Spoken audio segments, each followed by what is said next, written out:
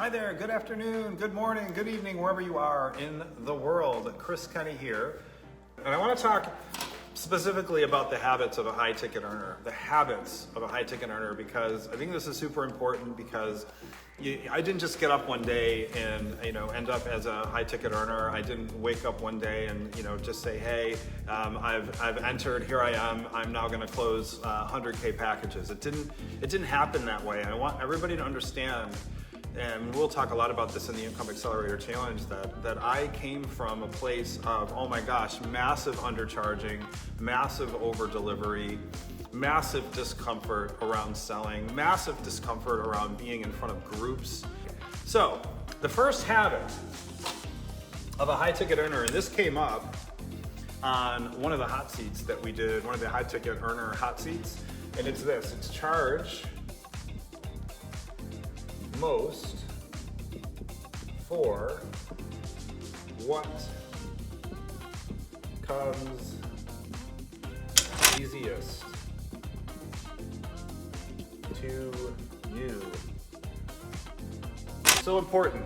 Charge most for what comes easiest to you. Again, super important, because what can happen if you're not doing that?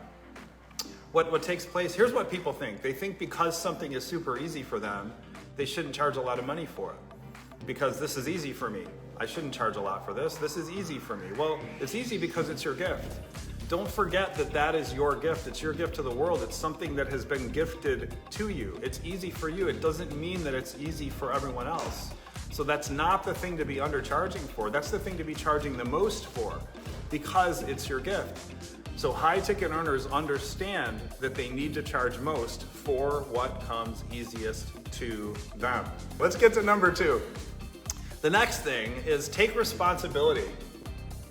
Take responsibility for your results. This is also super important. Super, super, super important, because, if you're waiting, let me just say this, I'm just gonna be very blunt with this. If you're waiting for your coach to accelerate your business, you're gonna wait for a long time. It's not your coach's responsibility to bring you to the next level, because the thing that will determine whether or not you go to the next level with a coach, with me, with anybody, one of the greatest things is you have control of that. What will determine how well you do is who you are being when you are being coached. Who are you being? Are you taking responsibility? Are you waiting for someone else to come and, and do it for you? It's not gonna happen. You have to do it. I can lead you, I can mentor you, I can support you, I can pour into you, but at the end of the day, the people that crush it are the people that are taking responsibility. They're looking at what are their ways of being during the coaching. And that's what moves people. It's knowing that, it's understanding that. Number 3, I talk about this all the time. Win or learn mentality. Win or learn mentality. Folks, a lot of people live their lives in fear. And they're living in fear ultimately because they don't want something bad to happen, right? They don't want a bad outcome. I'm standing here as a person who I don't believe in bad outcomes. Because what I do believe is in every situation we either win, and I think it was Nelson Mandela that said this, it's you win or you learn. And when bad things, quote bad, when bad things are put into our lives and put into our experience, they're put into our experience because they're trying to teach us.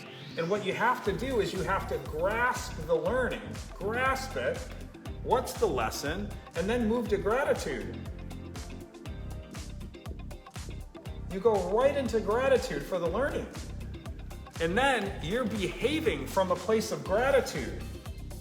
You're living your life from a place of gratitude. All of your interactions are coming from a place of gratitude, rather than from a place of fear, in a place of self-doubt, in a place of worry.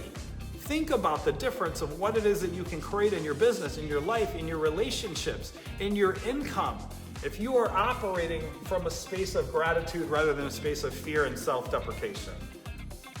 It opens up so many possibilities. That is such an important mentality. And people that are high ticket earners, they get that. They get it. They get it to the core of their being. So when bad things happen, they can move forward, and they can move forward quickly because they look for the lesson. They find the lesson because they're looking at themselves first, and then they're able to move into gratitude for the learning. Here's what seven-figure earners also do, what high-ticket earners also do. They stop asking how. They stop asking, how can I do this? And they start asking, who? Who can help me do this?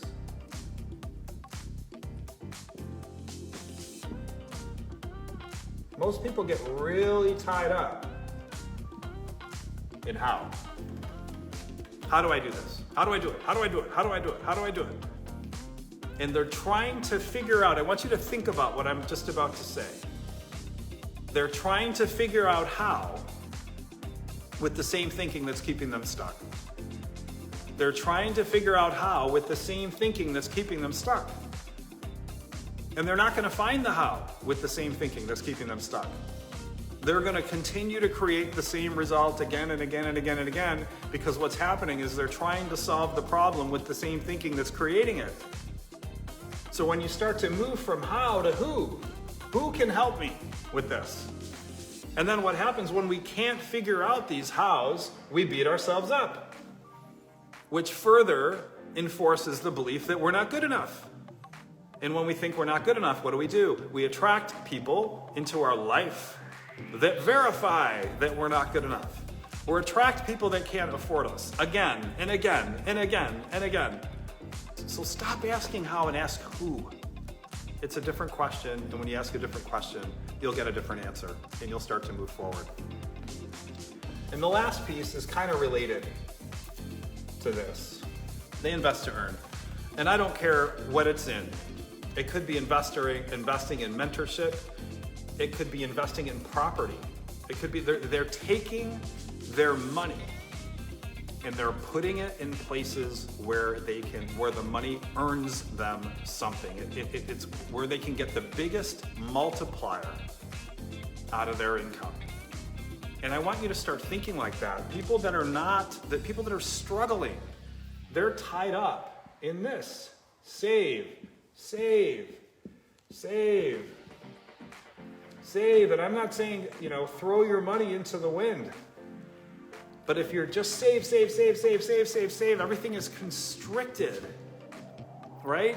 And my God, you're not in a place where you can attract what it is that you want into your experience when everything is constricted. If you're this tight about money going out in your life, right? This tight, oh my God. Do you think that is an energetic space that will allow money in? No. So we've got to move into this mindset of invest to earn. I don't care if it's with me, invest with someone.